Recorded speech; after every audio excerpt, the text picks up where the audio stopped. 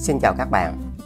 Ai trong chúng ta cũng muốn chăm sóc được những cây hoa phong lan luôn có rất nhiều nụ hoa.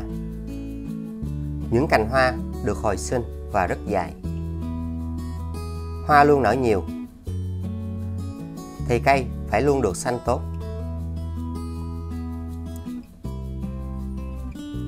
Rễ phát triển được rất nhanh. Hôm nay tôi chia sẻ một loại phân bón mới.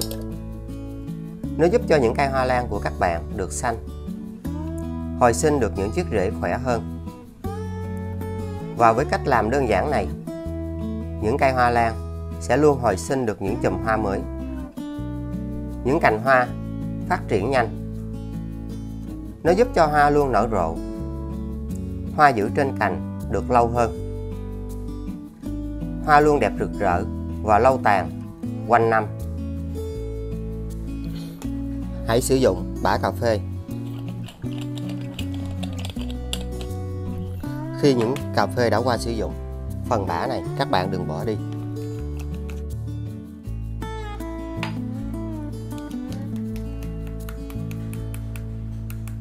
Nó giúp cho những cây hoa lan được phát triển và luôn có được rất nhiều hoa. Và đây là chất hữu cơ rất bền vững cho hoa lan phát triển.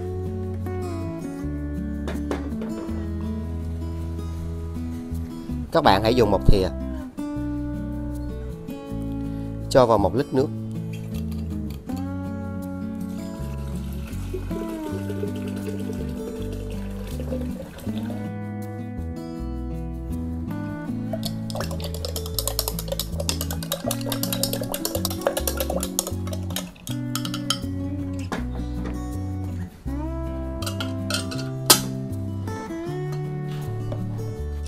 Các bạn sử dụng gạo, nó có chứa rất nhiều vitamin B và dồi dào những khoáng chất, giúp cho hoa lan được phát triển và có được rất nhiều hoa. Hãy dùng 3 thìa.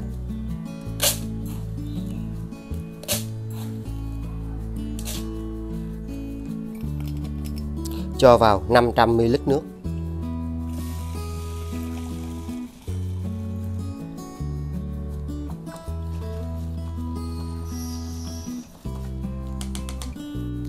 Các bạn đậy lại và để sau 2 giờ.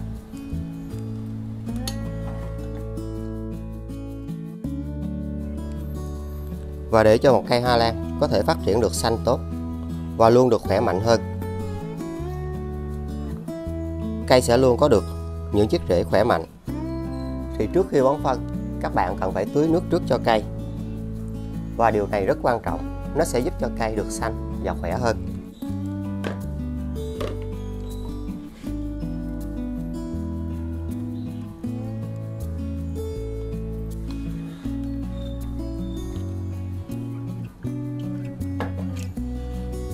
Hãy để trong 25 phút. Giúp cho những cây hoa lan yếu sẽ được những chiếc rễ khỏe mạnh.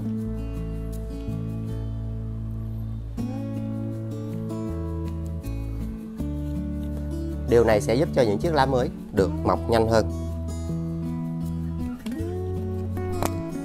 Nếu không làm cách này thì những loại phân bón đều trở nên vô ích, vì hoa lan sẽ không hấp thụ được những dưỡng chất cần thiết từ phân bón.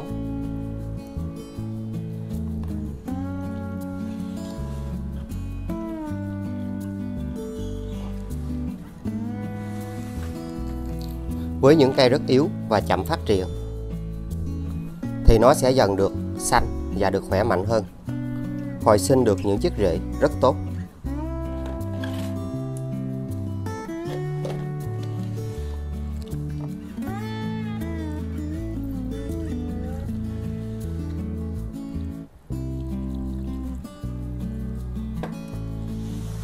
Dù trồng trên những chậu khác nhau thì cách làm này vẫn rất hiệu quả, giúp cho rễ phát triển được nhanh hơn, khỏe mạnh hơn.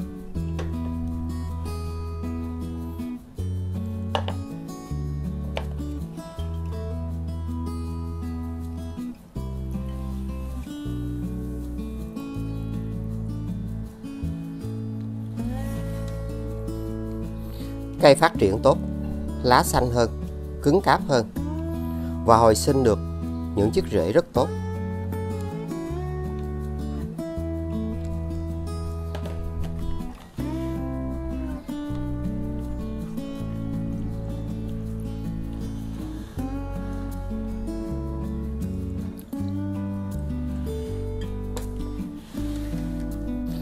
Nó sẽ giúp cho hoa lan luôn khỏe mạnh, bền vững theo thời gian.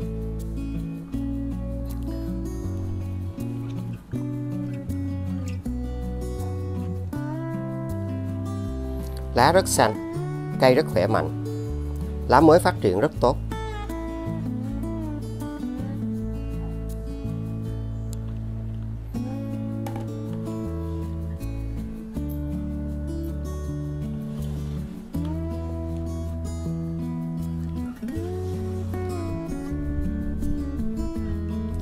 Sau đó lấy ra.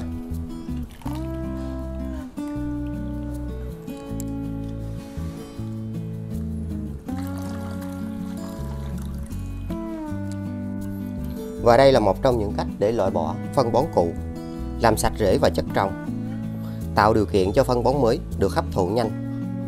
Nếu không làm cách này thì rễ và chất trong rất dễ bị nhiễm nấm. Những cây hoa lan sẽ không phát triển và không bao giờ có hoa.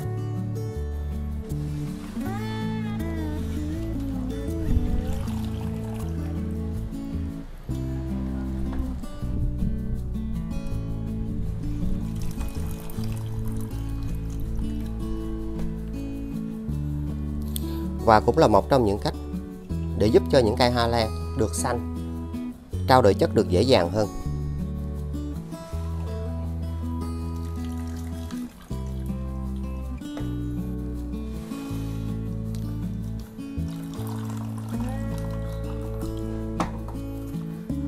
Không riêng gì khi bón phân, mà mỗi tháng các bạn nên làm cách này một lần để giúp cho chất trồng được sạch, thì những cây hoa lan sẽ không bị thối rễ và không bị nấm.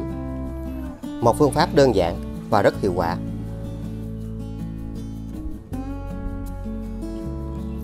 Sau 2 giờ, gạo đã chứa rất nhiều dưỡng chất.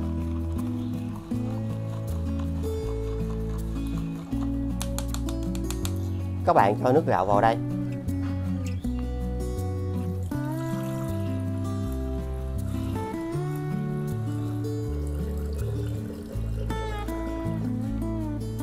Và đến lúc này, cà phê cũng đã có chứa rất nhiều dưỡng chất.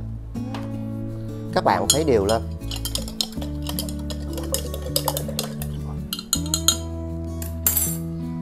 Sau đó hãy hòa chung với nước gạo này.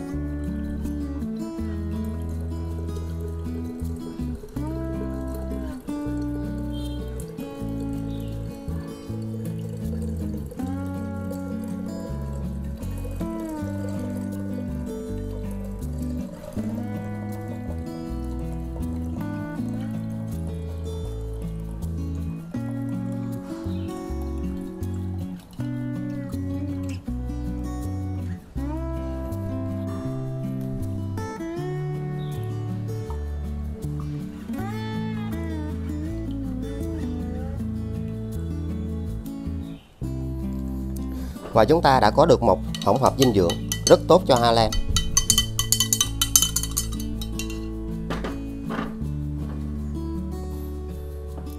Và phương pháp thứ nhất, các bạn hãy dùng nó để chúng ta lau lá cho cây. Và cách làm đơn giản này sẽ giúp cho những cây hoa lan của các bạn luôn có được những chiếc lá rất xanh và rất khỏe. Nó sẽ giúp loại bỏ nấm, côn trùng và làm sạch lá rất tốt.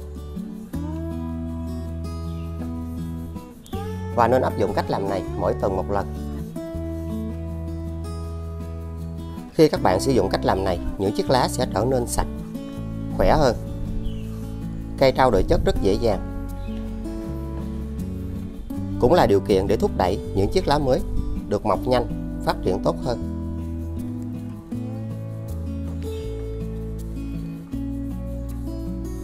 Dinh dưỡng hữu cơ này giúp cho cây rất bền vững. Có thể áp dụng cho những loài hoa khác đều có kết quả rất tốt.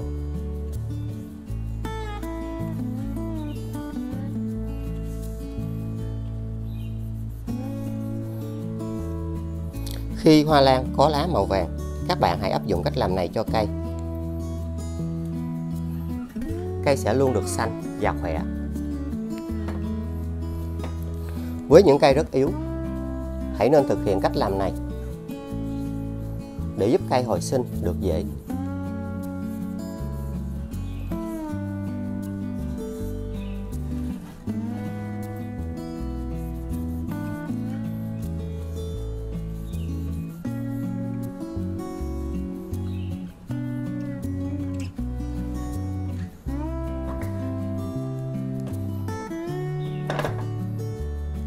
Khi dùng phân bón hữu cơ thì cần phải kiên nhẫn. Vì với những cây hoa lan có sức sinh trưởng và đề kháng đều không giống nhau.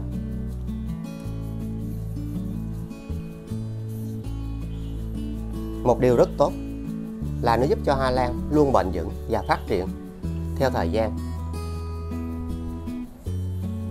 Lá trở nên xanh, cây luôn được khỏe mạnh. Các loại côn trùng như là nhện, riệp, bọ trĩ thì sẽ không còn trên hoa lan. Lá rất xanh, rất tốt. Mặt dưới của lá luôn sạch.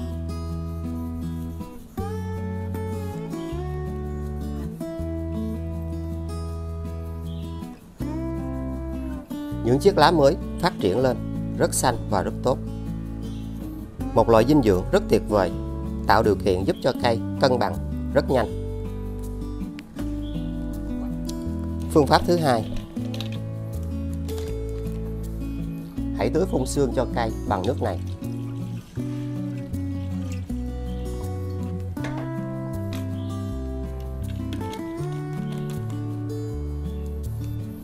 Và nên thực hiện vào buổi sáng. Hãy phun đều lên những chiếc lá này và dưới mặt lá. Nên áp dụng cách làm này mỗi tuần một lần. Hoa lan sẽ luôn được xanh và tốt hơn. Rễ là nguồn cội của sự phát triển ở những cây hoa lan. Nên khi sử dụng loại dinh dưỡng này, rễ sẽ được hồi sinh, phát triển rất tốt.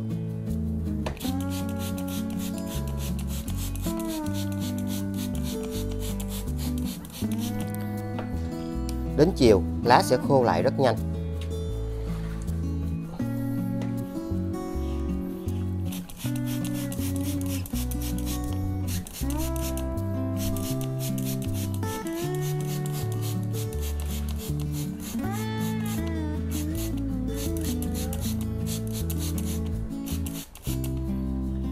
Hoa lan sẽ rất xanh và bền vững theo thời gian.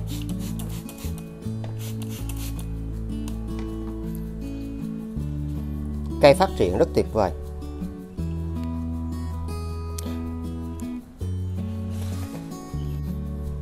Với những cây rất yếu thì cách làm này luôn rất hiệu quả. Lá trở nên cứng cáp hơn, xanh hơn. Và một điều tuyệt vời là loại phân hữu cơ này rất dễ tìm tại nhà.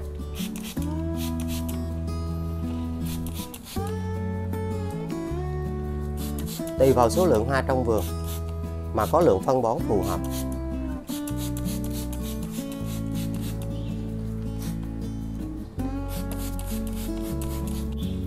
Nó xanh, khỏe mạnh hơn và tạo điều kiện cho những cây hoa lan nhỏ được mọc trên cành hoa cũng sẽ phát triển rễ tốt hơn.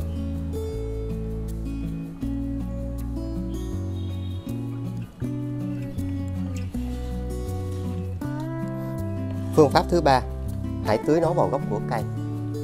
Bộ rễ sẽ được bảo vệ rất tốt. Và nên áp dụng cách làm này 2 tuần một lần.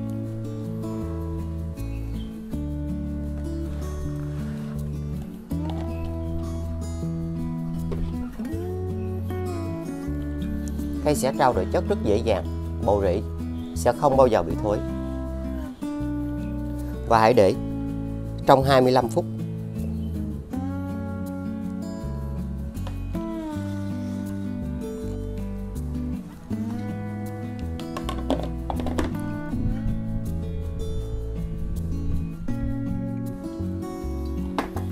Nó thúc đẩy quá trình quang hợp của cây diễn ra nhanh hơn, tạo điều kiện cho cây tăng cường diệp lục trên lá, giúp lá xanh và khỏe mạnh.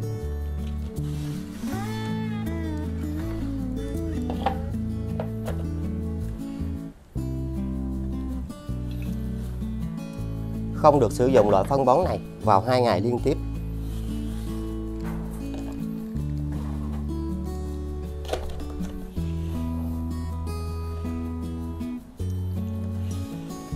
giúp cây tăng đề kháng và hạn chế được nấm.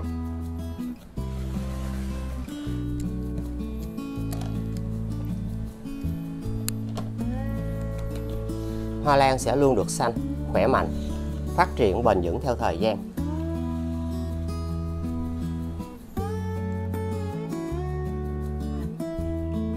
Sau đó lấy ra và luôn đặt những cây hoa lan ở nơi có ánh sáng.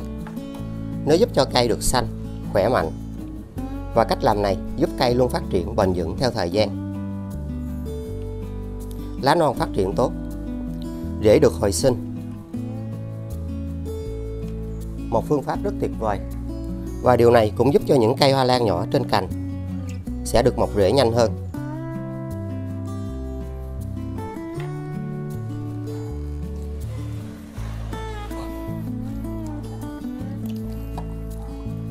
Với những cây rất yếu thì nó cũng sẽ được hồi sinh rễ. Với những loại phân bón hữu cơ, nó giúp cho cây bền vững và phát triển rất tốt theo thời gian.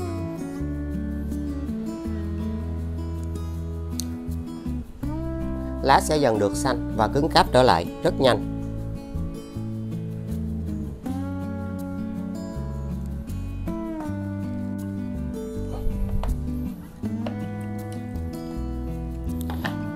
Sẽ có được những cây hoa phong lan luôn được xanh và tốt hơn. Một loại phân bón hữu cơ rất tuyệt vời cho mọi loài hoa lan phát triển. Luôn có những cách làm và mình đã có chia sẻ trên kênh, và có những phụ đề để các bạn dễ dàng lựa chọn.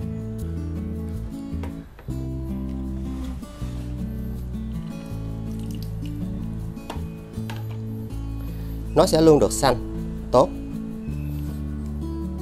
Và điều này giúp cho rễ phát triển. Lá rất dày, cành hoa được dài hơn. Và nó luôn hồi sinh được những chùm hoa mới, tươi đẹp và rực rỡ hơn. Hoa rất to, giữ trên cành được lâu hơn.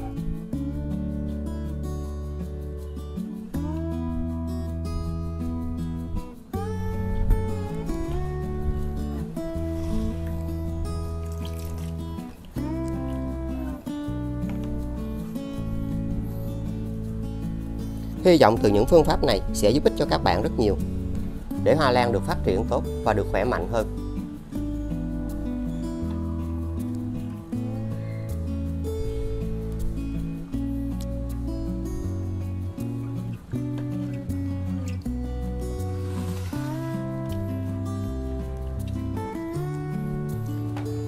Cây sẽ luôn xanh và được tốt hơn theo thời gian. Rễ phát triển rất tốt.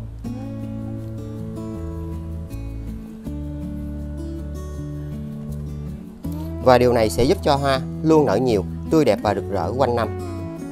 Đừng quên like, chia sẻ, đăng ký kênh và nhấn chuông để tiện theo dõi. Xin chào và hẹn gặp lại. Chúc các bạn luôn thành công